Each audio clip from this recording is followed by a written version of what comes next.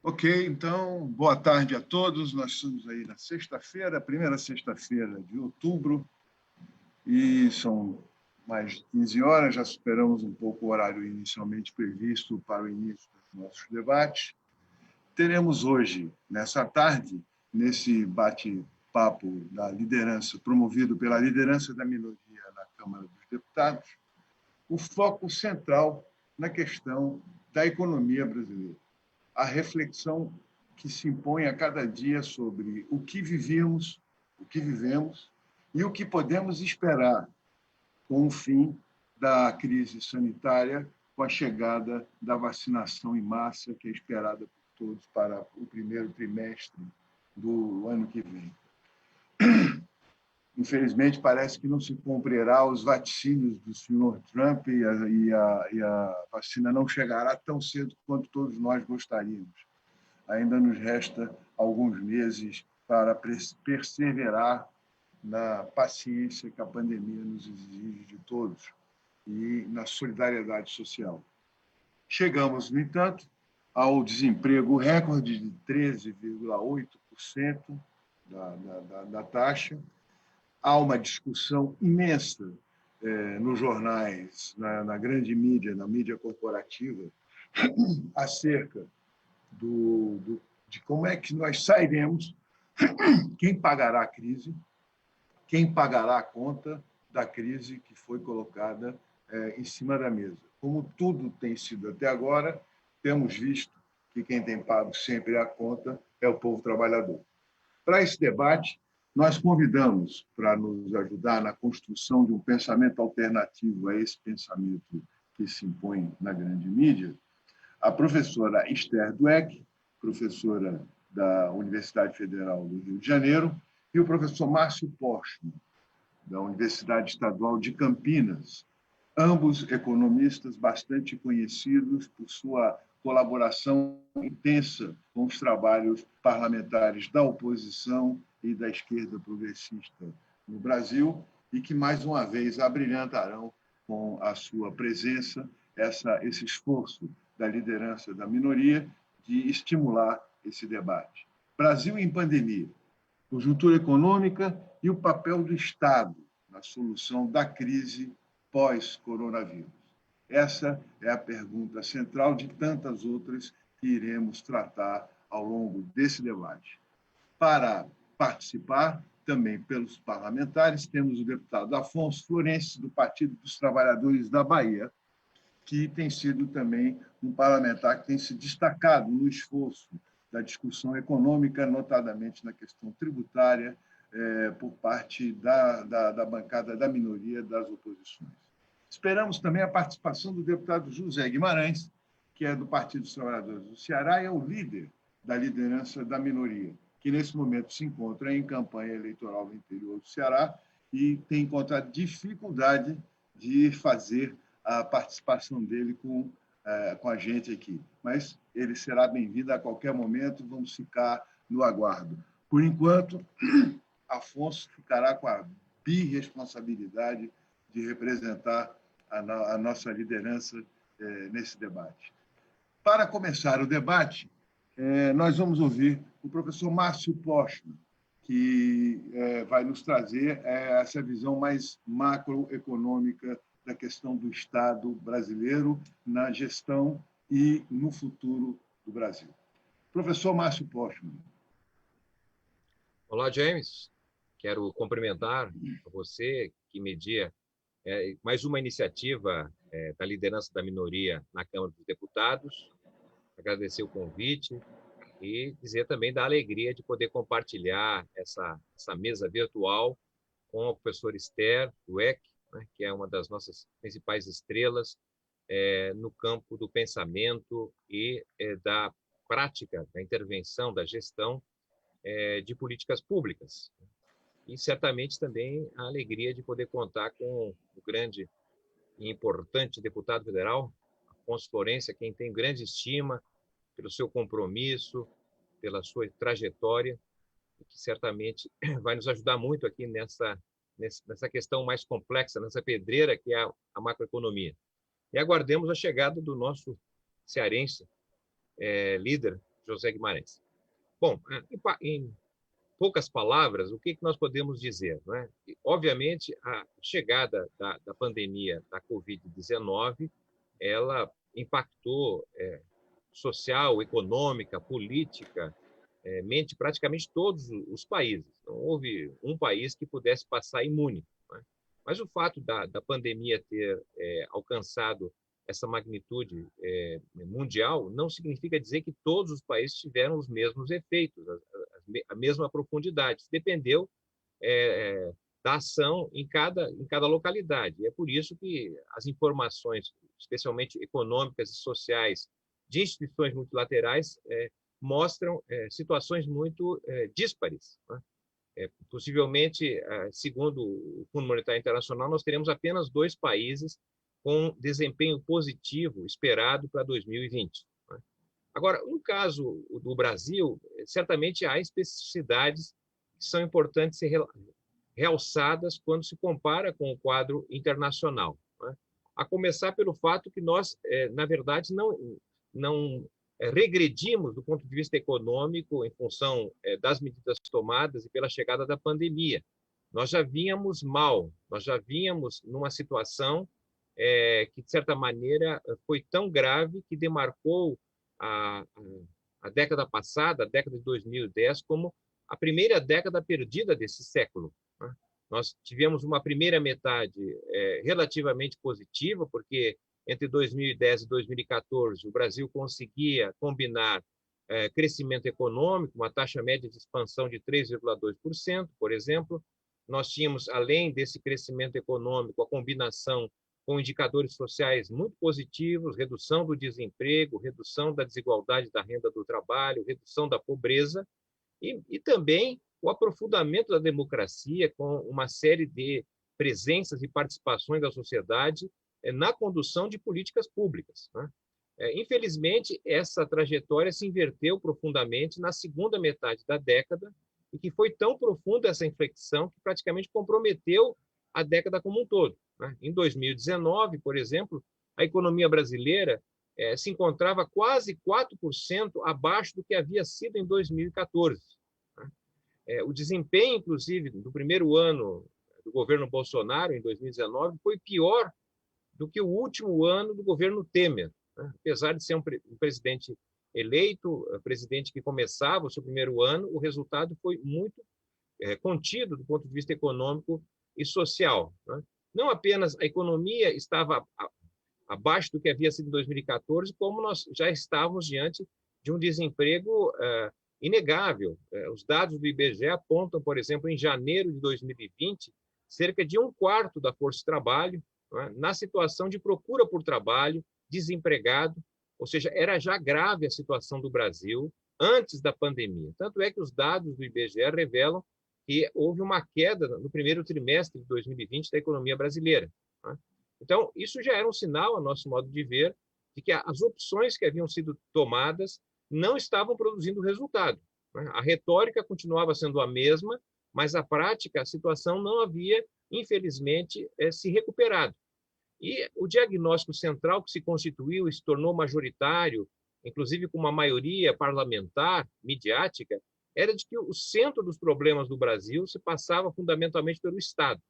Ou seja, tudo o que havia de ruim no Brasil seria justamente um Estado ineficiente, incompetente, corrupto, gastador, um Estado sem capacidade, na verdade, de conduzir melhor o país. E, portanto, diante desse diagnóstico, isso está ali fundamentado nesse nome interessante, Ponte para o Futuro, do ponto de vista do marketing, né? Mas certamente uma frustração enorme do que ele representou, o que vem representando até agora. naquela proposição estava claro que a melhora do país passava pelo encolhimento, pelo enxugamento do Estado. E, portanto, diversas medidas que visaram justamente comprimir, reduzir o Estado brasileiro, né? E foi, obviamente, em pouco tempo, o Estado foi sendo alterado, demolido em várias de políticas que foram construídas ao longo do ciclo político da nova República, né? A começar, inclusive, pela redução dos direitos dos trabalhadores, no que diz respeito à aprovação de uma péssima lei, que foi a lei da terceirização generalizada, por exemplo, que retirou direitos de trabalhadores com carteira assinada, a própria aprovação da reforma trabalhista, que está destruindo o sistema corporativo de relações de trabalho, ou seja, já nós não temos quase sindicatos com capacidade de atuar, redução de direitos, mais uma vez, e praticamente a inviabilização da justiça do trabalho, né? Então, isso vai destruindo o potencial do mercado interno ser o principal ativo do país, a principal força motora do país, né? E tivemos, em 2019, também a aprovação da Previdência. Isso tudo sem falar na Emenda 95, não é? Que é algo inédito, só mesmo no Brasil, para ser aprovado um instrumento desta natureza, não é? Que impõe, na verdade, uma queda continuada na capacidade do Estado intervir, especialmente no que diz respeito à intervenção em termos de gastos primários, gastos operacionais, né? Os gastos financeiros ficaram livres, como nós sabemos. Bom, então, antes da pandemia, a situação do Brasil já era muito difícil, né? O que ocorre neste ano é que nós ainda não sabemos qual vai ser o tamanho do tombo da economia brasileira. Nós tivemos, depois de 2,5% de queda no primeiro trimestre, no segundo trimestre, uma queda de 9,7%. Não tem os dados ainda do terceiro trimestre, mas possivelmente a economia vai registrar uma queda acima de 5%, talvez abaixo de 7%. Estamos aqui ainda no âmbito das especulações, há projeções díspares nesse sentido. Mas vamos tomar como referência uma queda em torno de 6%, né, este ano. Se combinado com a queda que já havia acumulado em 2019, de quase 4%, nós estamos falando, portanto, da situação do país quando os novos prefeitos e prefeitas tomarão posse em janeiro do ano que vem, não é? Uma economia que possivelmente estará 10 pontos percentuais abaixo do que havia sido em 2014. E o que nos oferece, digamos assim, o atual governo, né?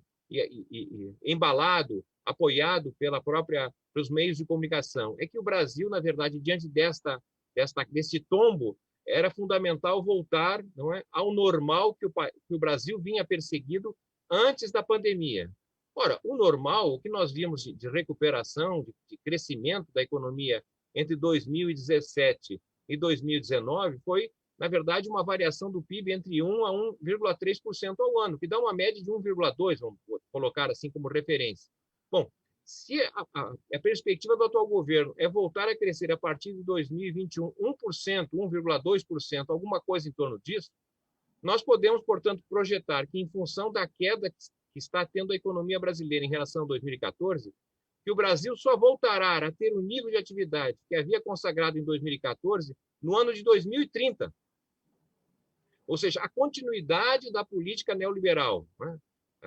A marca de governos de direita, como foi o governo de Temer, ou agora o governo de extrema-direita, como é o de Bolsonaro, né? São governos que não trabalham com o futuro, que não têm utopia, não é? Que não têm um projeto, não fala sobre o que vai ser o Brasil daqui a alguns anos. Na verdade, são governos que lideram a emergência, né? São governos como pronto-socorro, estão dispostos a atuar, quando atuam, sobre questões do dia a dia. Mas um país, né, como o Brasil, que se encontra entre as 10 mais importantes economias do mundo, né, entre os principais países em termos populacionais, em termos de política, recursos naturais, etc., um país que está à deriva, sem uma perspectiva de médio e longo prazo.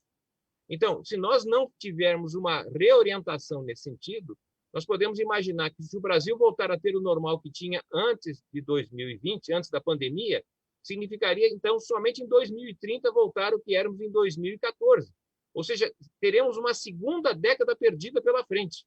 Isso, a meu modo de ver, espero estar equivocado, mas é inadequado do ponto de vista num sistema político democrático. Não imagino possibilidade da democracia se manter no Brasil se não houver, na verdade, a recuperação da economia, porque sem a economia andando de alguma forma positivamente, não tem possibilidade de gerar emprego, não tem condições de recuperar, sobretudo, os pequenos negócios. Né? Porque uma marca dos anos 90, da chamada Era dos Fernandos, que implementou pela primeira vez, ainda no século passado, né, as chamadas políticas neoliberais contra o Estado, foi a destruição da classe média assalariada. Vamos lembrar que nós tínhamos uma ampla classe trabalhadora ali no final dos anos 80 e ela foi sendo, na verdade, reduzida, né, pelo que aconteceu na recessão de 1990 a 92, com a reestruturação produtiva. Houve, na verdade, uma destruição de empregos de classe média, empregos de gerência, uma quantidade enorme de trabalhadores que tinham carteira assinada e viraram PJs, viraram empreendedor de si próprio, sem segurança, sem nada nesse sentido. O que nós estamos vendo neste ano é a destruição da classe média proprietária, que são os pequenos negócios. Os indicadores que existem apontam para uma inimaginável quebradeira. E pequenos negócios que vão de restaurantes a bar, a pequenos negócios de reparação, serviços. Ora, se nós não tivermos a capacidade de fazer uma inflexão, do ponto de vista de recuperar o país, o que nós teremos? Nós estamos caminhando profundamente para um país que pode ser identificado como fazendão e um cassino. É isso a imagem do Brasil hoje no mundo. Tá certo? Um país que jogou fora a sua indústria, uma indústria que já chegou a ser a sexta maior indústria do mundo, hoje é a 16ª. Em 1980, de cada 100 produtos industriais gerados no mundo, 3 produziam-se no Brasil. Em 2019, apenas 1 em cada 100 está sendo produzido no Brasil. Ou seja, nós somos hoje um país, não é, que aponta justamente para esse horizonte, que é o horizonte de depender da agropecuária. Nada contra a agropecuária ter protagonismo, certamente, mas ela é insuficiente para mover um país de dimensão continental, um país que tem praticamente 90% da população vivendo nas cidades. Então, se o fazendão não vai ajudar, o cassino muito menos. O cassino é onde está a especulação, onde é que está uma massa de dinheiro, e justamente esse segmento que foi muito bem beneficiado pela expansão fiscal e de gastos, não é, que estamos tendo, na verdade, em 2020. De cada R$100 liberados pelo governo federal, quase 60 foi para grandes bancos, não é, e empresas. Então, esse modelo, ao meu modo de ver, está mostrando pela força da realidade a sua inadequação. A nossa esperança é que se possa convencer a sociedade brasileira acerca de como se apresenta a realidade, porque com base nesta conscientização seria possível justamente construir uma nova maioria, uma maioria política que validasse um projeto diferente ao qual nós nos encontramos. Então, fico por aqui agradecendo a oportunidade, ouvindo a fala da professora Esther e do nosso líder Afonso. Muito obrigado, James.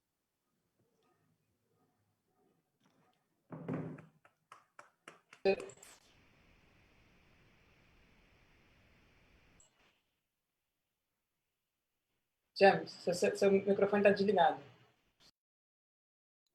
Obrigado. Professora Esther Dweck, eu tinha agradecido ao professor Márcio Postman, porque não só pelo conteúdo da sua fala, como pelo fato de ter seguido o tempo direitinho, mas eu gostaria de devolver, então, a bola agora para você, professora Esther, perguntando o seguinte: levaremos quantos tempos para voltar a 2014?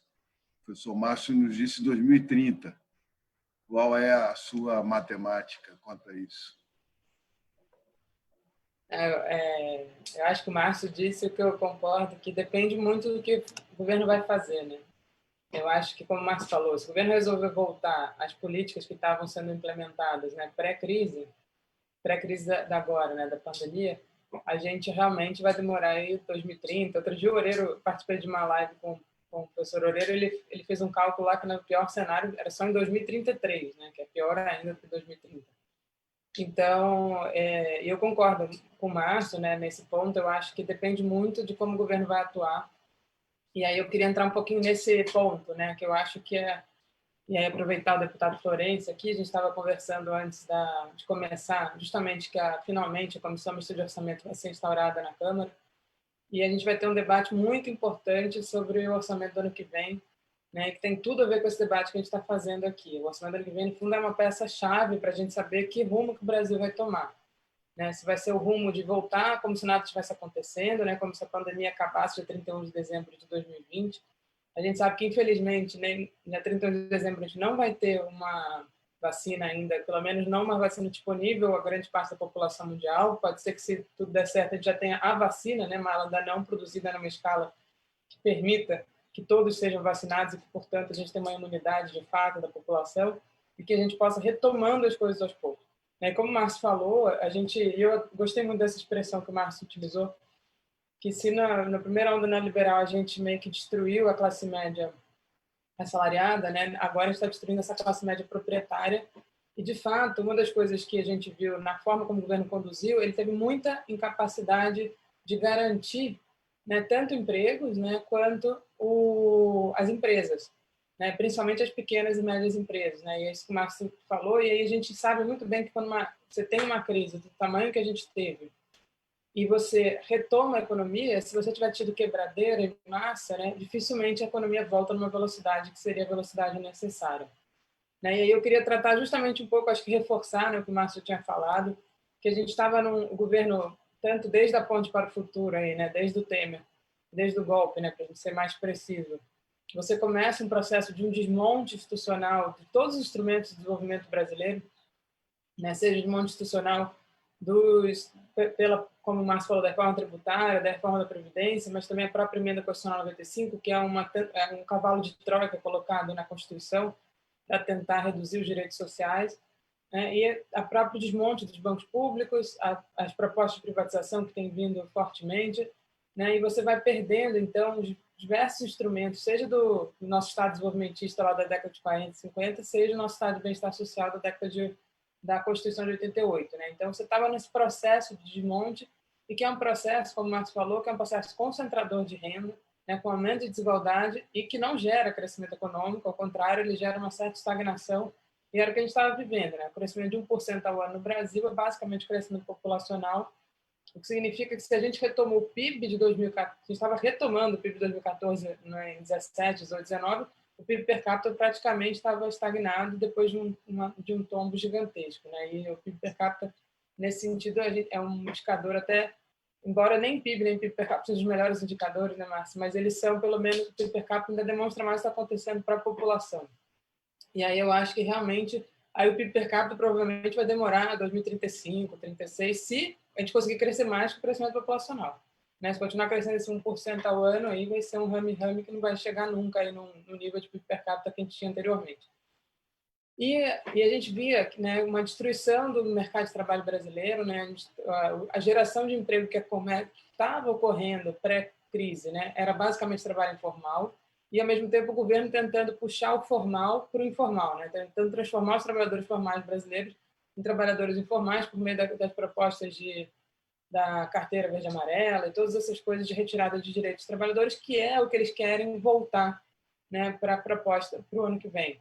Né? E isso é muito forte. Assim, acho que tem duas coisas que estão sendo muito discutidas agora, que vão começar a ser muito discutidas agora. Claramente, é o orçamento de 2021, que eu vou meter um pouquinho mais sobre ele, e a PEC 188, né, deputado Florencio, que é uma PEC que justamente é a continuação desse desmonte institucional que a gente estava falando no início. Né? É justamente onde o governo, ano passado, em novembro de 2019, mandou 3 PECs. Na verdade, foi uma coisa com o Senado, meio combinada com o Senado, mas, enfim, de certa forma, o Senado, com senadores com o governo, encaminharam 3 PECs, que são as PECs realmente de desmonte da Constituição. Né?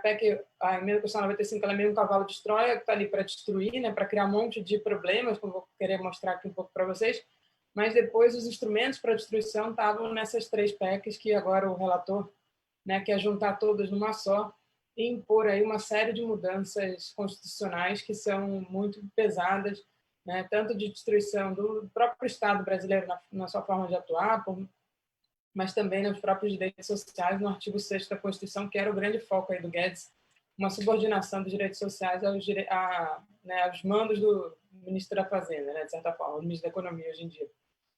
Então, a pandemia ela atinge o Brasil nessa situação de crescimento da desigualdade, baixíssimo crescimento, aumento da informalidade, e a gente, o governo, logo no início, ficou meio atônito, né, até a gente demorou a reagir.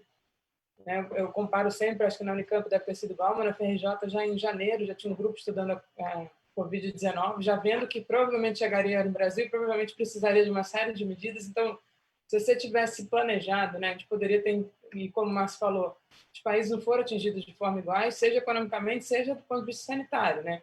O Brasil, infelizmente, está caminhando aí para ser um dos países com maior morte, já é um dos países com maior morte por milhão de habitantes, mas está crescendo na escala aí, porque a gente, ao contrário de outros países, a gente chegou num pico de mortes e se manteve. A gente ficou durante meses aí com mais de 1.000 mortes diárias pela pandemia e com pouca reação. E, de fato, assim, o mundo inteiro começou a repensar suas estratégias de desenvolvimento por conta da pandemia. E, para mim, uma das coisas que foi muito forte foi, eu repito isso acho que a cada conversa que eu participo sobre a situação brasileira, que o Financial Times, em 3 de abril, ou seja, no início da pandemia, né, que aqui no Brasil ainda estava bem no início, eles falaram, olha, a pandemia está expondo a fragilidade do contrato social. Então, quem está morrendo mais? São as pessoas mais pobres, no caso brasileiro, mais pobres, os negros estão morrendo mais, e a gente sabe muito bem, quando chegou nas tribos indígenas, está sendo uma certa, uma coisa absurda o que está acontecendo. E a gente realmente, a pandemia, por mais que ela afete a todos, ela não afeta a todos de forma igual e claramente está afetando muito mais as pessoas com maior fragilidade, maior vulnerabilidade. E isso levou, o próprio Financial Times fala, a gente precisa repensar o nosso pacto social e criar uma sociedade que funcione para todos. Esse deveria ser o caminho que a gente deveria estar trilhando. E algumas coisas ficaram muito nítidas que são relevantes no Brasil. O SUS, acho que talvez tenha sido, pela primeira vez na sociedade como um todo, reconheceu a importância do SUS. Eu lembro de uma pesquisa, acho que o Márcio, não sei se o Márcio coordenou essa pesquisa, mas que foi aquela pesquisa sobre a satisfação com o SUS, que era muito diferenciada. Quem era usuário do SUS era muito mais satisfeito do que a população que não acessava, porque comparava com o seu plano de saúde, com o hospital privado, e achava muito pior. Mas a gente viu a importância de ter um sistema único de saúde que atende a todos, e que tende a ser super sobrecarregado ano que vem, conforme a população fica mais pauperizada, com menos emprego, com todos os problemas econômicos que o Márcio já comentou. E a outra coisa foi os próprios mecanismos de transferências. A gente viu o quanto é importante o governo ter mecanismos de transferências e ter não só mecanismos de transferências, como ter toda uma institucionalidade para fazer isso. Não é à toa que depois da aprovação do Congresso do auxílio emergencial, mesmo com a relutância do governo em fazer, depois de um tempo eles usaram toda a expertise do Bolsa Família para pagar mais de 68 milhões de brasileiros um benefício mensal que permitiu que a gente não tivesse uma grande fome, uma grande miséria, e permitiu, inclusive, que a gente recuperasse a economia relativamente rápido do tombo inicial. Tanto que o tombo maior na economia foi em abril, e depois estava subindo aos poucos. Por outro lado, uma outra coisa que foi reconhecida foram as universidades. Aí, todas elas, seja os hospitais universitários, seja as áreas de pesquisa, de ciência e tecnologia, que se mostraram super relevantes para pensar soluções no meio da crise. E tanto as áreas exatas quanto as áreas humanas também. Então, você teve um reconhecimento das universidades e um reconhecimento de ciência e tecnologia também como central para o enfrentamento da pandemia. Isso eu lembro logo no início, nos Estados Unidos, o Trump falou, eu quero uma vacina para amanhã, sei lá. E aí um professor americano falou, olha, você ficou cortando verba da ciência e tecnologia durante todo o seu governo, agora você quer que a gente resolva em um mês? Então, acho que isso também o mundo inteiro reconheceu a importância da ciência e tecnologia para o enfrentamento. E por último, acho que uma coisa que ficou muito nítida é a questão ambiental.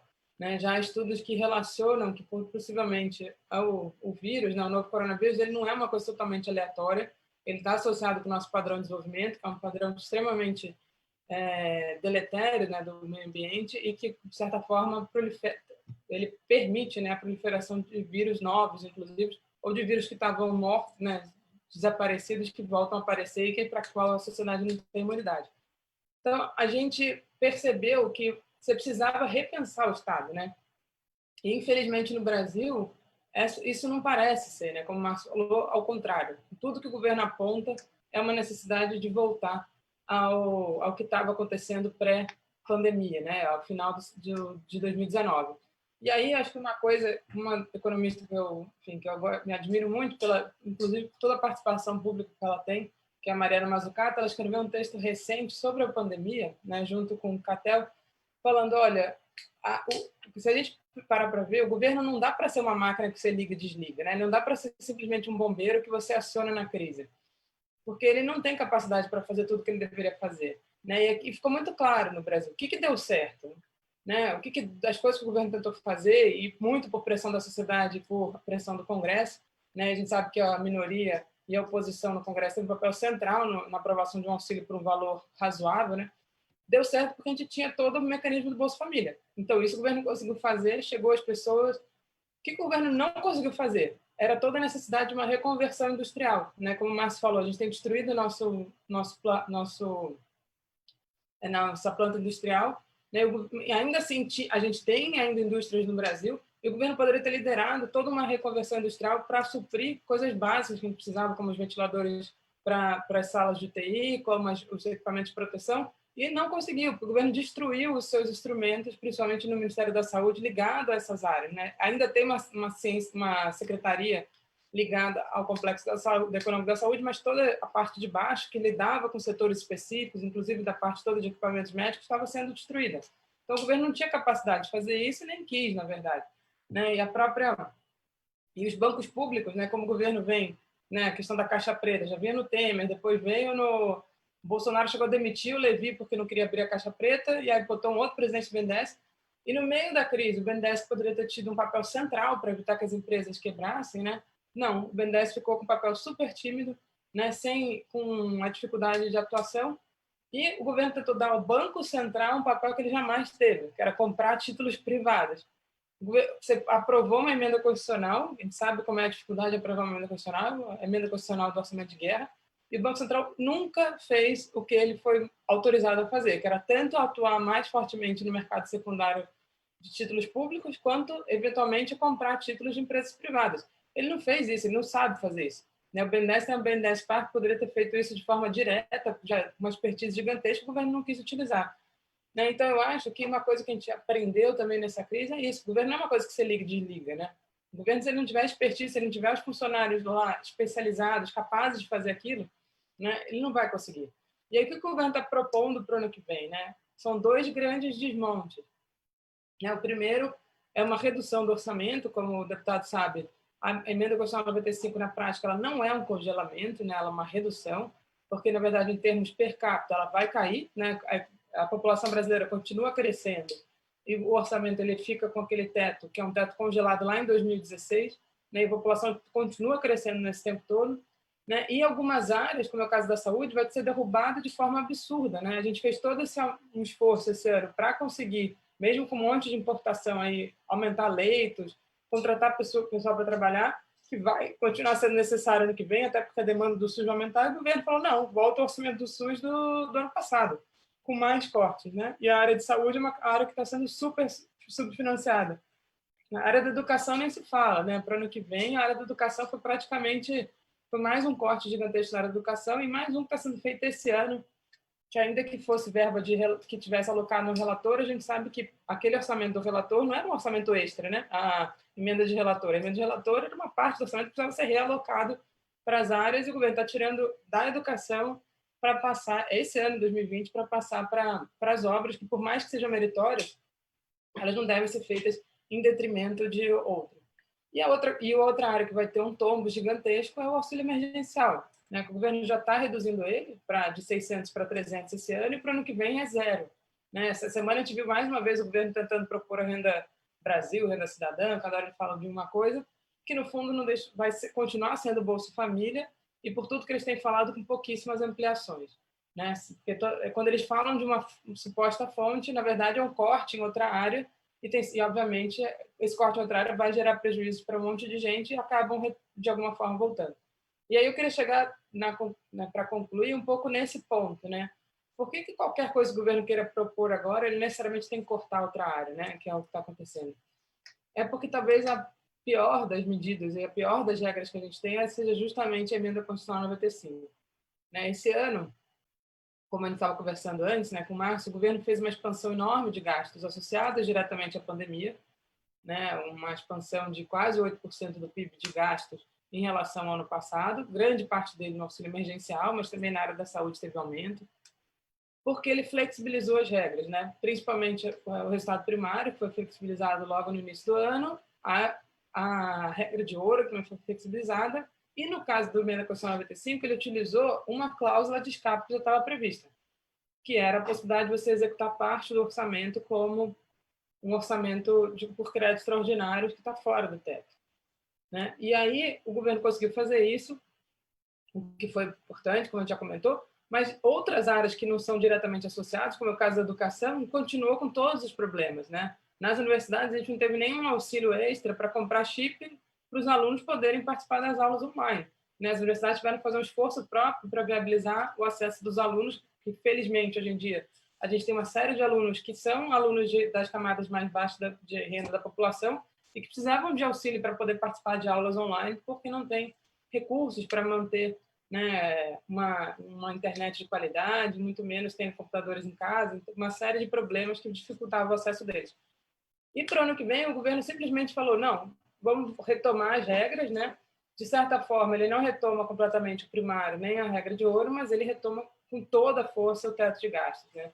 Que, como eu estava comentando, é uma medida extremamente deletéria de redução dos gastos públicos e que já é mais do que comprovado que ela afeta diretamente as despesas sociais.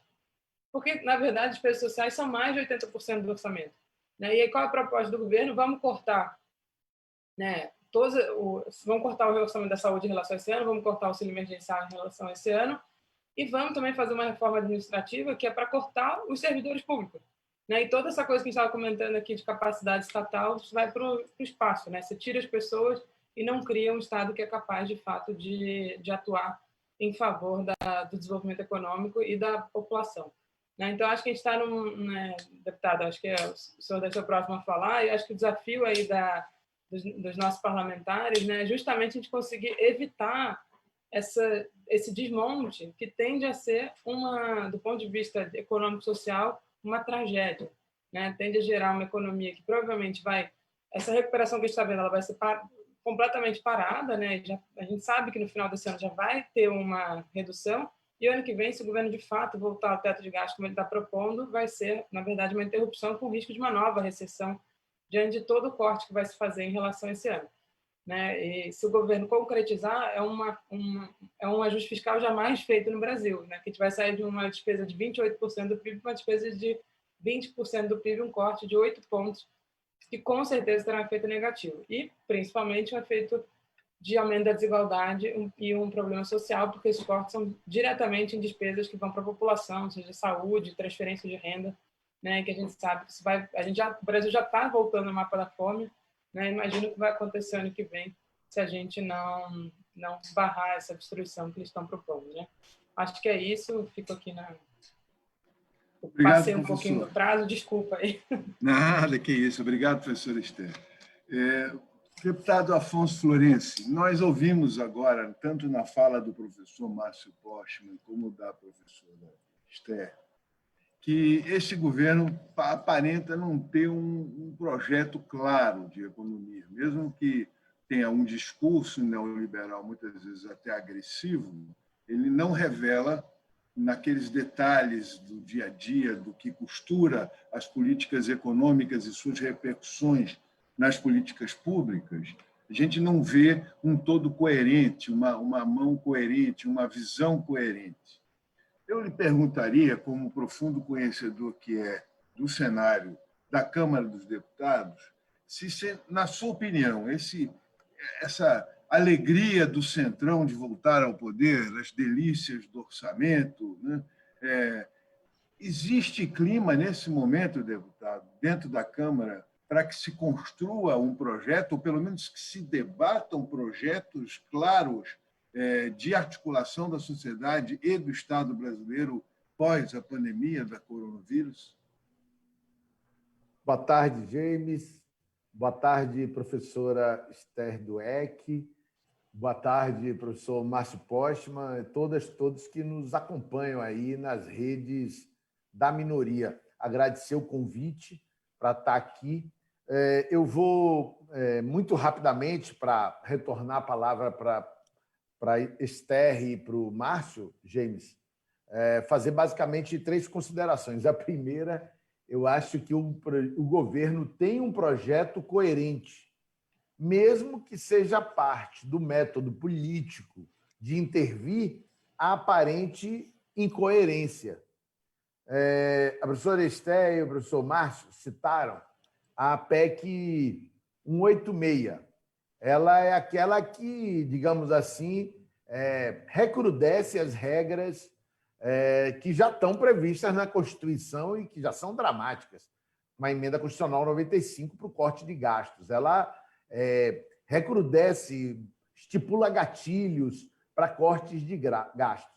Só que, mais recentemente, né, professor Esther, o governo apresentou também a PEC 32, a pretexto de propor uma reforma administrativa. E entre inúmeros itens ali, Márcio e Esther, e a título do diálogo sugerido hoje pela minoria, conjuntura econômica e papel do Estado na saída da pandemia, nós temos ali a inclusão na Constituição, Esther, do princípio da subsidiariedade. Eles põem o nome que é para dizer o seguinte: não vai ter mais Estado. Se esse princípio regerar, é outra Constituição. Com o conjunto de alterações que eles estão fazendo na Constituição, nós vamos ter outra Constituição, não é mais a Constituição cidadã. Não haverá mais a demanda de investimento na saúde e na educação. E aí é muito coerente, sabe, James? Porque na proposta de tributária deles, lá no PL 3887, ali, nas entrelinhas, está a desvinculação do PIS/COFINS. E a PEC 188 é isso, né, Esther? É a desvinculação de receitas. Eles querem acabar o piso da educação, eles querem acabar o piso da saúde. Então, não é mais um Estado para a sociedade, é um Estado subsidiário para o setor privado lucrar. Não vamos nunca esquecer, e pode voltar a qualquer momento, aquela proposta de reforma da Previdência deles, né? Que é transformar tudo em mercado. Então, esse é o primeiro aspecto. O segundo aspecto é que o governo faz isso, e isso não retira a natureza da primeira caracterização, eles sabem o que estão fazendo.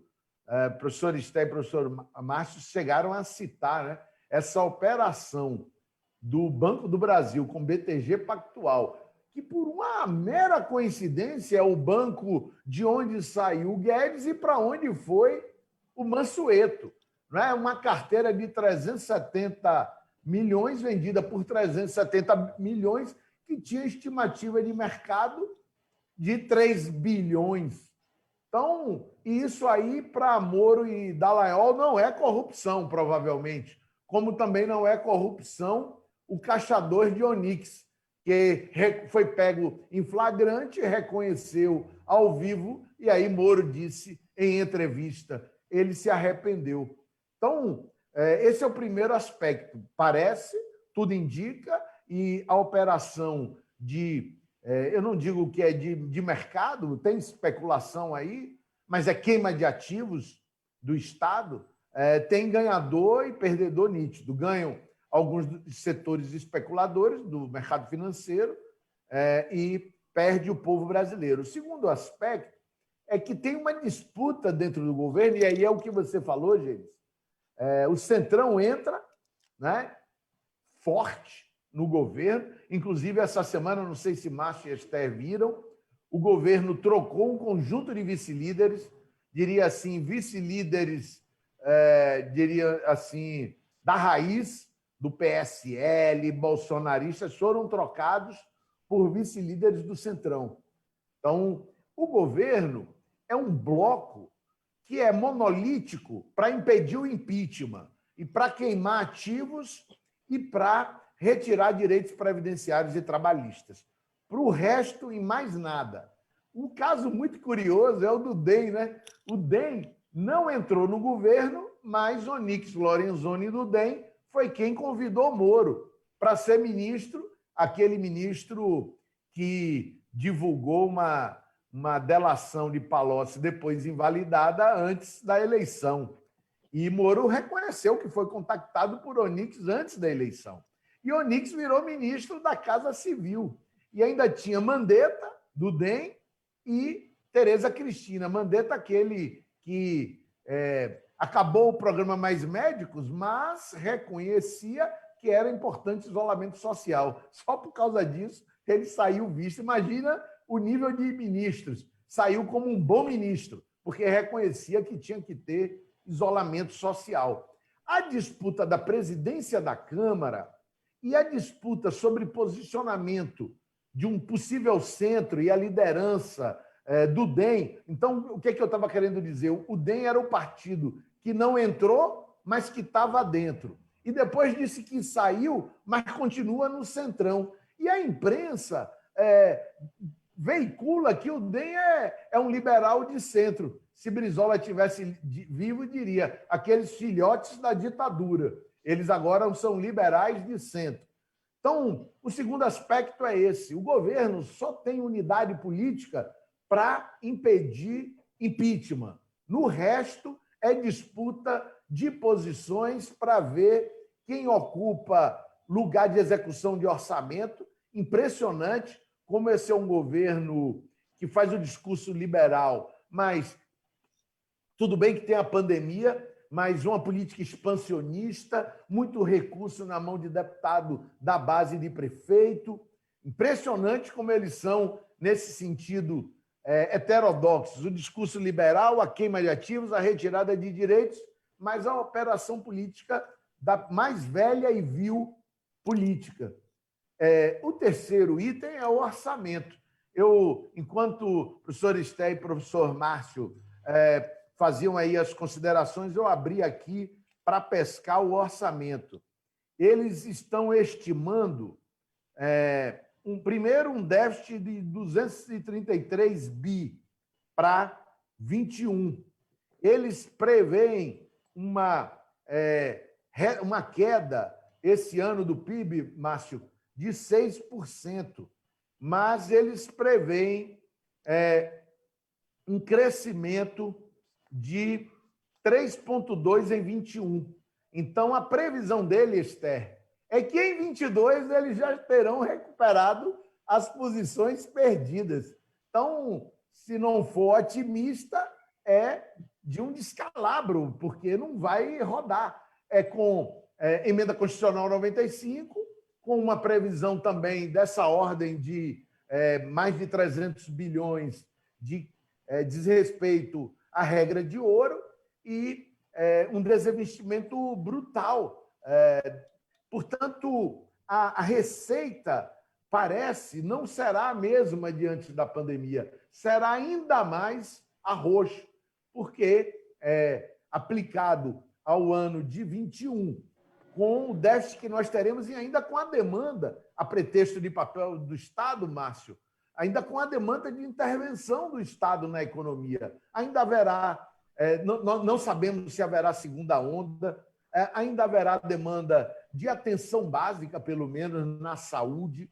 É verdade, houve uma certa recuperação de receita, em particular dos estados do ICMS, mas eles cortaram a renda emergencial na metade agora. Eles podiam só por decreto prorrogar os 600 e eles botaram 300, então vai mergulhar novamente a arrecadação e nós estamos com dificuldade de operar a Lei Aldir Blanc, ele vetou a Lei Assis Carvalho, a Lei da Agricultura Familiar. O que eles fizeram é uma loucura. Depois de décadas, não tem mais Pronaf. Aí sobe o feijão, sobe o óleo, sobe a carne, sobe o arroz.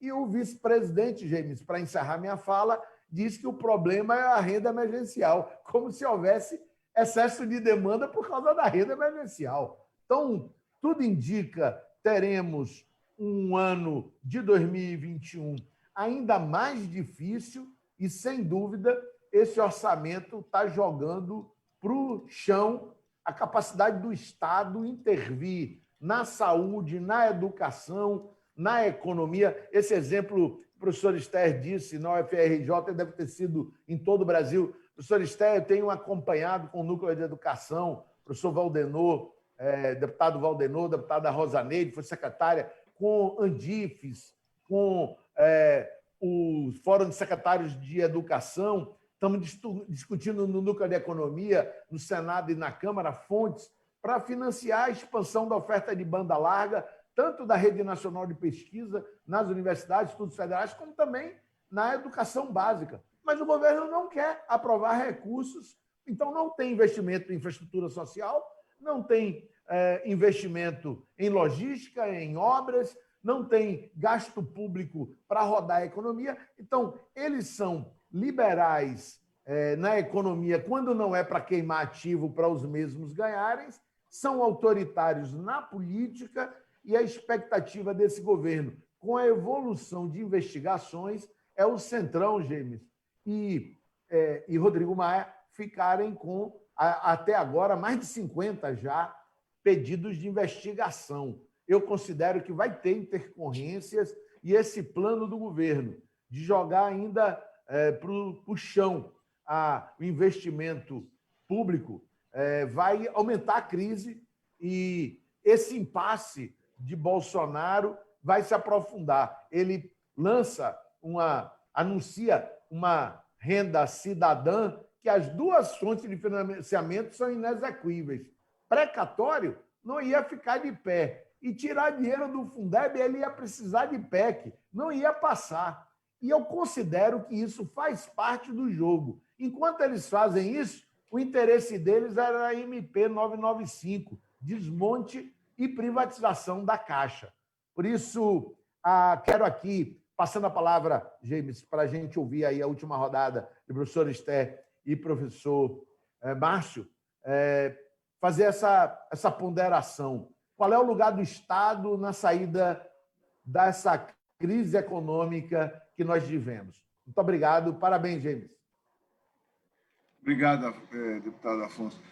Deputado, a gente anda tão sendo sobressaltado nesses últimos anos de bolsonarismo, com bizarrices e cenas surreais, que uma cena passou meio ao largo dessa nossa conversa aqui, mas tenho certeza que essa pergunta é uma curiosidade que é minha, mas certamente de vários dos que estão nos acompanhando, e mesmo ousaria dizer que do professor Márcio e da professora Esther.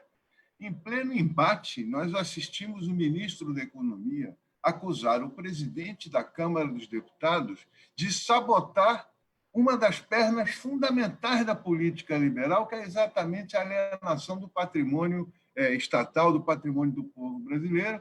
E essa acusação é feita e a repercussão é absolutamente contida em 2 ou 3, 4 notas, o que seria um fato considerado gravíssimo em qualquer outro país. Aqui fica mais um pé de página dentro das contínuas surrealismos promovidos pelo atual governo. Qual a sua opinião sobre esse entreveiro que foi tão rapidamente esquecido pela grande mídia?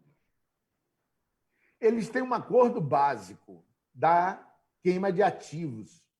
Eles não têm acordo na tributária, vários pontos em desacordo. E acho que ali, de forma medida, Guedes esticou a corda, porque, imaginem, o BTG já levou uma carteira de 370 bi, que é de 370 milhões, que é de 3 bi. Então, ele bota a perna dele na bola dividida, vai sair ganhando. E como ambos são blindados pela mídia corporativa, é do jogo. Mas considero que, cada dia que passa, reduz a capacidade desse bloco, que só tem unidade para blindar Bolsonaro, para passar essa lei orçamentária e essas PECs e a tributária. Mas aí fica essa questão, Esther e Márcio e James. O PT lançou um plano de reconstrução do Brasil, James. Sei que aqui é um ambiente da minoria, mas é um debate da economia, é um texto muito robusto, com a liderança do ex-ministro Mercadante. E, claro, os partidos da minoria também estão debatendo a saída da crise, que é a crise anterior à pandemia, aprofundada pela pandemia. E aí o desafio é esse, e eu estou curioso aqui, estou anotando que Esther e Márcio falam, o que é a alternativa para o Estado? Claro que tem a dimensão de legislativa constitucional, infraconstitucional, mas tem também a gestão dos instrumentos de política macroeconômica. Então, estou curioso de ver aí essa reflexão. Obrigado, James. Obrigado, deputado Afonso. Professor Márcio e professor Esther, eu vou aqui, me fizeram um favor de me passar aqui pelo Zap algumas perguntas que estão, mas não colocar exatamente os autores, mas eu vou pelo menos ler umas 3 ou 4 perguntas daqueles que nos acompanham, antes de passar e devolver a palavra para vocês. Antes da pandemia, estávamos num cenário de redução do papel do Estado e precarização do trabalho. Isso também no capitalismo mundial, com governos de direita, extrema-direita, em outros lugares ao redor do globo. Você acha que a pandemia terá um papel na definição de um novo pacto social no capitalismo mundial e, consequentemente, no Brasil? Nesse sentido, em que medida as eleições dos Estados Unidos podem influenciar aqui o nosso futuro, notadamente na economia? A outra pergunta foi: Postman falou que o governo Bolsonaro não tem projeto de nação, não atua em prol de um futuro, de uma utopia. Esther falou no desmonte institucional com a EC 95 e das 3 PECs: PEC dos fundos, PEC do Pacto Federativo e PEC emergencial. Como o parlamento deve atuar para convencer a população da necessidade de um novo papel do Estado? Qual a viabilidade, no entendimento de vocês, de manter o teto e qual deveria ser a atuação da bancada parlamentar, da oposição e da minoria nessa discussão e nesse debate, incluindo o debate sobre o orçamento, que vem crescentemente ocupando a atenção do parlamento brasileiro? Com a palavra, o professor Márcio Postman. Bom, eu quero saudar aqui as falas anteriores, muito elucidativa da situação, dos acontecimentos, né? Que é, de certa maneira, a forma que a gente tem para tentar entender a trajetória da realidade. Diante das questões aqui que foram nos formuladas e também a fala do nosso deputado Afonso, eu queria, assim, muito rapidamente, evidentemente por questão do tempo, sair um pouquinho do acontecimento e, de certa maneira, tentar entender esse movimento de maneira mais estrutural ao qual nós estamos vivendo, não é?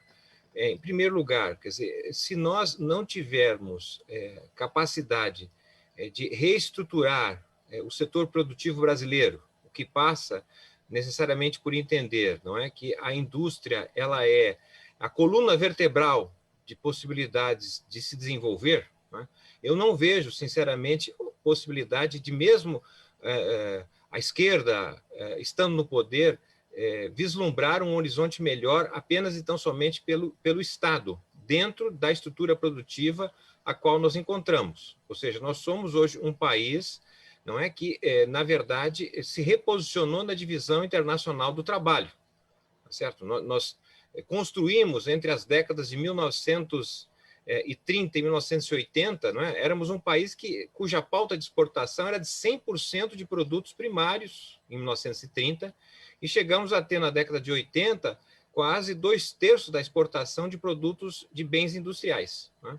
E estamos, na verdade, numa trajetória de perda de importância desta presença da estrutura produtiva. O agronegócio no Brasil ele é muito importante, inegavelmente, mas ele é mais frágil do que havia sido os ciclos econômicos do período colonial, porque o agronegócio hoje, na verdade, ele depende muito do exterior, porque nós não produzimos, já produzimos no passado, mas abandonamos isso, a produção dos insumos, né? Fertilizantes, agrotóxicos, né? Nem mesmo as companhias que fazem a exportação são brasileiras. Então, é um setor, na verdade, extremamente dependente do exterior. Nós já estamos hoje com uma pauta de exportação, né? 40% da exportação brasileira vão para a China. Quer dizer, nós vivemos esse quadro somente no século passado, no século XIX, melhor dizendo, né? Quando a gente dependia de Portugal até o início do século XIX e depois da Inglaterra. Então, na verdade, há um movimento mais geral, não é, de degenerescência da situação brasileira. Então, tudo isso, obviamente, não estou dizendo que o país não tem saída, estou querendo chamar a atenção que tem questões de natureza estrutural que precisam ser chamadas a atenção para não criar a falsa ideia de que você mudando politicamente e acendendo um novo horizonte, de imediato isso fará se alterar. Na atual situação hoje, né, me parece, olhando o mundo, há países que mesmo tentando não terão condições de voltar, porque, de certa maneira, como dizia Foucault lá no final dos anos 70, o neoliberalismo, diferente do liberalismo, o liberalismo foi uma ordem de governança do capitalismo quando o capitalismo tinha espaço para crescer. Não é? Quando ele, na verdade, surge de forma avançada na Inglaterra e tem uma pretensão cada vez supranacional de globalização, de internacionalização. Bom, o neoliberalismo já é uma outra fase de governança de um capitalismo já com limites em termos de crescimento, porque praticamente hoje ele está presente, o capitalismo, em qualquer região do país. Então, os limites do crescimento são bastante claro, ao meu modo de ver, e o neoliberalismo é algo de gestão desse capitalismo com os seus obstáculos, né? Então, nesse sentido, eu vejo assim, que, para mim, nós estamos vivendo uma época muito parecida com a década de 1930 ou a década de 1880, ou seja, foram décadas em que, de certa maneira, o Brasil escreveu as décadas futuras. De fato, nós levamos um tombo, tá certo? Fomos derrotados com o golpe em 2016. O jogo está 1-0 para eles, nós estamos perdendo, mas nós podemos recuperar isso. Agora, a nossa recuperação não me parece que será, tá certo? Recompondo algo que nós fazíamos no passado, quando o país tinha uma base industrial. É preciso pensar, portanto, a sociedade nova que está dada, que é a sociedade de serviços, tá certo? A pandemia colocou novas realidades, que é praticamente as fronteiras entre o trabalho de produção e reprodução, né? Vamos lembrar aqui, para não avançar muito, mas na sociedade urbana industrial havia uma divisão. O trabalho valorizado, aquele que tinha carteira assinada, tinha sindicato, representação, era o trabalho de produção, trabalho feito fora de casa. E era, em geral, um trabalho feito por homens, ainda que tivesse mulheres crescendo, mas era fundamentalmente de homens. Agora, o trabalho de reprodução, que é tão importante tanto quanto, embora escondido do PIB, tá certo? O trabalho da mulher, o trabalho de cuidados, né? O trabalho de reprodução humana, todo esse trabalho, tá certo? Não foi valorizado, não tinha representação, não tinha direitos. Bom, as novas tecnologias estão abrindo um novo campo, tá certo? Um novo campo em que a exploração do trabalho hoje invade as casas. Isso é, na verdade, a meu modo de ver, tá certo? Aponta para um quadro insurrecional, tá certo? Porque nós não encontramos hoje, é difícil, o deputado Florencio pode nos dizer melhor, porque ele certamente, como parlamentar, conversa com muito mais pessoas do que a gente na universidade. Mas é difícil encontrar alguém que esteja satisfeito com a situação do Brasil. Não, o Brasil está uma maravilha, não precisa... Todo mundo, de maneira geral, tem alguma insatisfação. Eu acredito que o nosso desafio, tá certo? Para pensar nas questões aqui que foram formuladas em relação à questão do Estado, por exemplo, não é? A questão do teto, tudo passa, na verdade, por nós entendermos esta insatisfação e converter isso numa nova maioria. Uma maioria que trabalha no nosso campo, porque no nosso campo progressista, de esquerda, tá certo? É um campo que sonha com o futuro ser melhor que o presente. E nós estamos diante de uma realidade em que a direita não tem sonho. É a emergência, é o que está hoje. Amanhã não sei, amanhã nem sei se vou estar vivo. Pô, né? Então vamos pensar hoje. Nós trabalhamos com outra perspectiva. Então precisa sonhar, precisa ter esperança. E justamente para saber que se amanhã vai ser melhor que hoje, depende da nossa capacidade de transformação da realidade. A nossa fala aqui não é uma fala que me parece que não muda a realidade. Nós estamos no campo aqui das ideias, tá certo? Mas sabemos que quem muda a realidade são as pessoas, são os partidos políticos, o sindicato, né? Cada um na sua batalha, muda a realidade. Agora, as ideias têm um papel fundamental, que é buscar mudar as pessoas. Se as ideias mudam as pessoas, tá certo? E nós estamos vivendo um quadro quase de anemia, não é? Um quadro de descrédito da política, em que as ideias são subvertidas, na verdade, em memes, em fake news, etc. Então, o campo das ideias me parece hoje, por excelência, fundamental, porque se nós quebrarmos, conseguirmos mudar essa visão, né, que hoje predomina nas pessoas, que a política não adianta nada, tá certo? Que é tudo igual. Se manter isso, esse é o campo, é a semente para a extrema-direita continuar governando. Mas esse não é o nosso propósito, é por isso que nós estamos aqui, tá certo? Com essa pretensão de entender a realidade e, sobretudo, porque entendendo a realidade a gente pode mudá-la. Obrigado. Muito obrigado, professor Márcio Postman. Professora Esther, como ficamos? Então, primeiro eu queria, na verdade, agradecer o convite, porque acho que quando eu fui falar, você tinha feito uma pergunta, eu quis responder a sua pergunta e não agradeci. Né? E também parabenizei o Márcio pela fala dele inicial e também por essa fala agora, né? Que eu concordo bastante. Deputado Florencio também. Você, gente, obrigada pelo convite. Né? Acho que já que vai ser minha fala final também, já aproveito para agradecer e também quem está assistindo. Né? Eu acho que foram boas perguntas. Eu queria começar por esse ponto do Márcio, que ele também tinha terminado a fala dele inicial sobre isso, né? Que a gente precisa de uma batalha das ideias, né? Nesse ponto. Né? A gente precisa reencantar a população com um novo projeto. O que a gente está precisando é realmente de mais força para mudar a situação. A gente sabe que esse governo, né, ele tem, como o deputado Florencio falou, ele tem duas pernas muito claras, né, uma perna super autoritária e essa perna do desmonte. Né, embora eles tenham a humanidade na questão parlamentar mais ligada ao não impeachment, né, ou de alguma forma blindar a família Bolsonaro, mas eu acho que do ponto de vista mais geral, tem esses dois pontos que esse governo é muito forte, que é o autoritarismo e o desmonte. E não é à toa que vem junto, né? Porque eu acho que, como o Marcos falou, está numa situação, um quadro insurrecional, né? Um quadro de revolta, mas justamente o autoritarismo vem para tentar abafar essa revolta. Está fazendo uma série de medidas que vão gerar um descontentamento geral, como o Marcos está comentando, e aí você, em troca disso, você, na verdade, vem com um Estado que é mínimo nos direitos sociais, né? E máximo na repressão, para tentar controlar isso.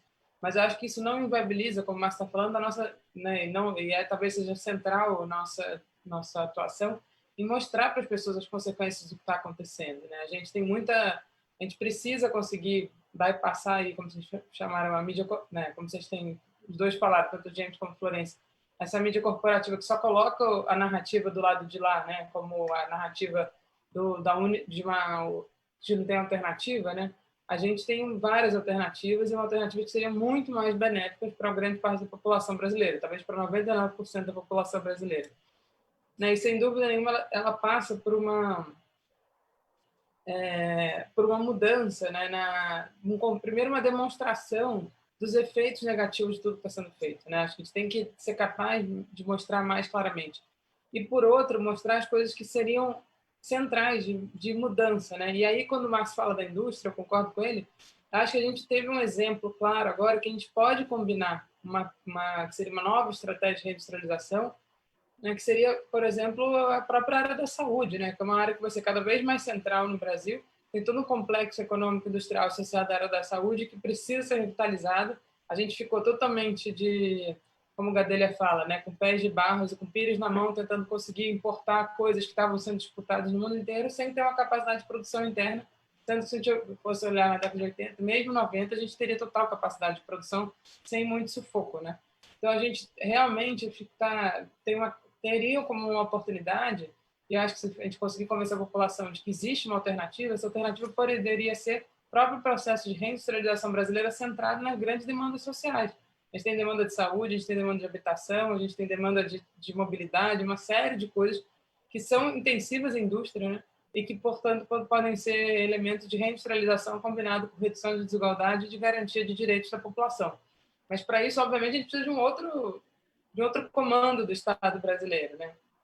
E como o deputado Florencio falou, eles estão propondo as destruições e que é muito... E aí alguém perguntou, né, como o parlamento deve atuar, tanto para convencer a população, mas também tem um papel interno, né, de barrar o desmonte. Né? Eu acho que é isso. Você tem uma série de tentativas de desmonte e que elas vão sendo, e a gente sabe, né, como o deputado falou, esse governo sabe operar, infelizmente, da pior forma, está aprendendo, né, a operar da pior forma o Congresso. Essas mudanças todas de aliança com o Centrão estão tendo resultado. A gente sabe que, infelizmente, o Congresso brasileiro, por mais que seja eleito, que tenha toda a legitimidade e representatividade, a gente sabe que ele não representa, do ponto de vista mais direto, a população, né? Só olhar a quantidade de homens, brancos, empresários que estão no Congresso brasileiro comparado com o que tem na população brasileira. Né? Para começar, não tem nem a paridade de gênero, que seria o mínimo da população, paridade de raça, né? Que também seria uma coisa bem mais próxima ao que é a população brasileira, paridade de... E fora a disparidade de renda que a gente tem, que não está refletida no Congresso. Né? No Congresso, se for fazer um índice de Gini lá, vai ser um índice de Gini pequeno e altíssimo, e com muita renda concentrada, como a gente sabe.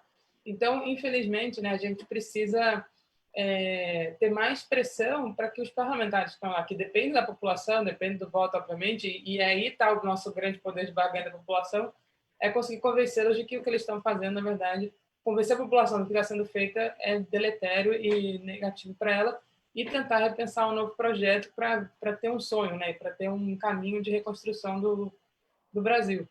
Eu acho que existe esse caminho, ele não é impossível, ele só está bloqueado nesse momento pela maneira como o Estado foi, de certa forma, tomado, né, por um determinado grupo, infelizmente por uma série com o auxílio, né, de uma série de atores aí que ajudaram a criar um ambiente favorável que o Brasil elegesse uma pessoa de extrema direita, né, com uma proposta não só de extrema direita na questão da parte social, mas também do ponto de vista de ultraliberal, né, como política econômica. Então, essa combinação é completamente explosiva e negativa, né, mas existe uma alternativa a essas duas coisas que podem ser...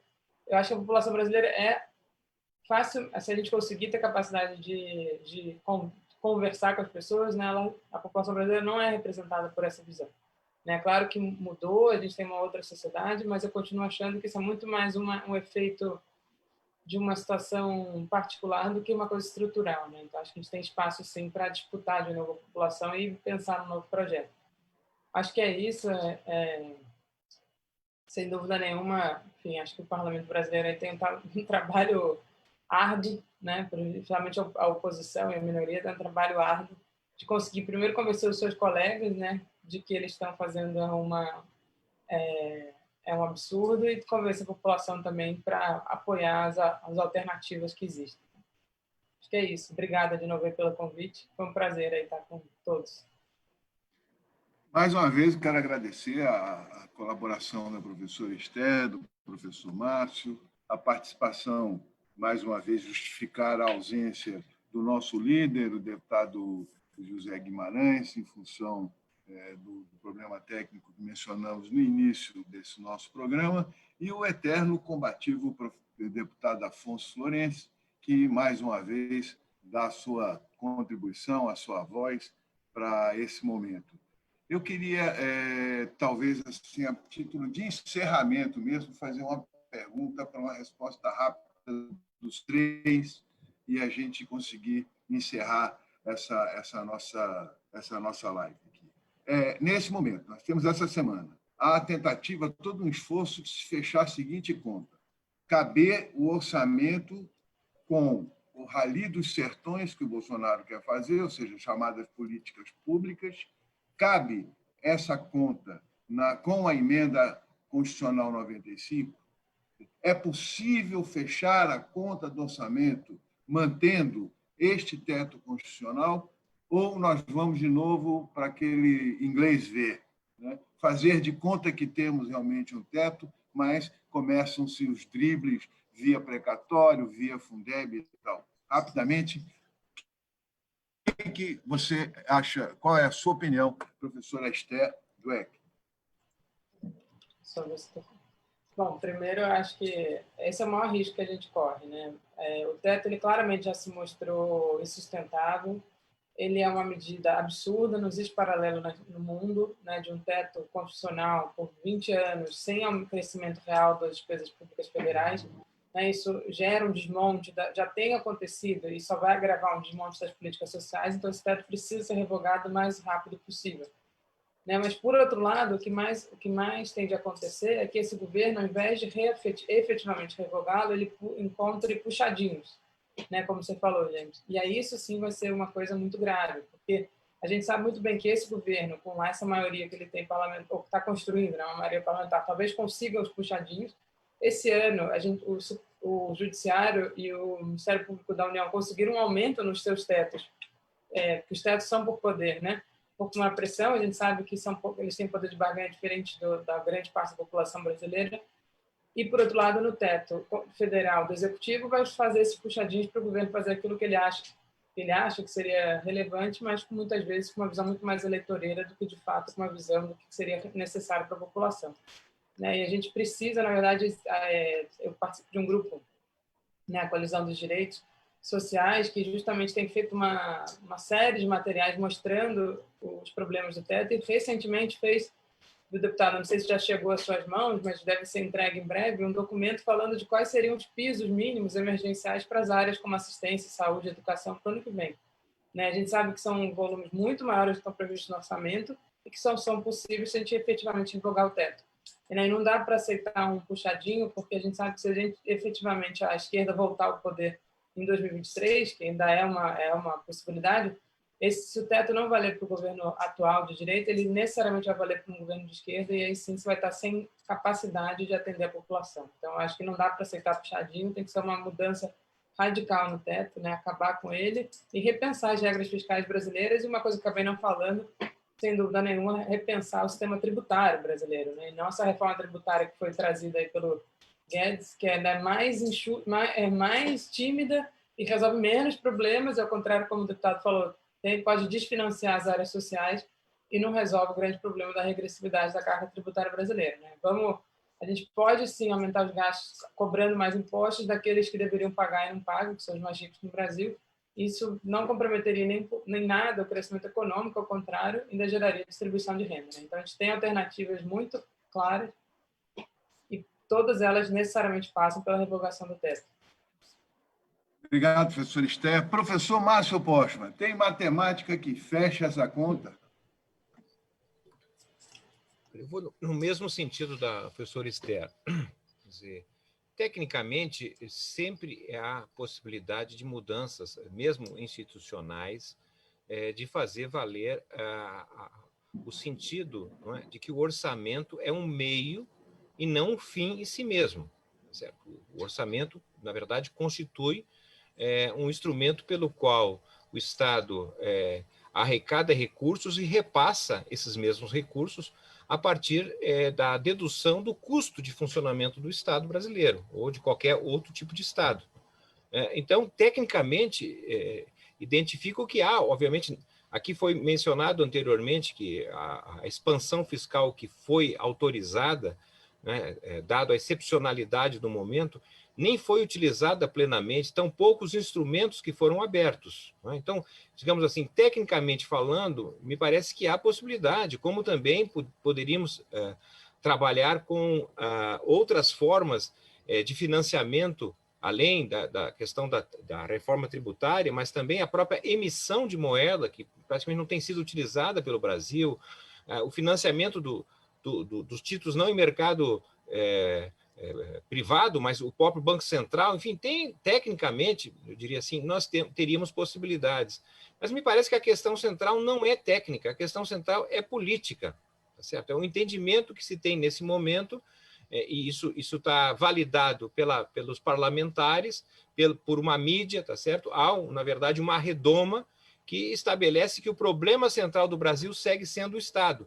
Não obstante a realidade indicar que talvez este ano de 2020, né, seja um ano em que o Estado, comparativamente à economia como um todo, tenha maior presença. Né? Talvez mais, 50% ou mais por cento do PIB são recursos que tenham passado por dentro do Estado.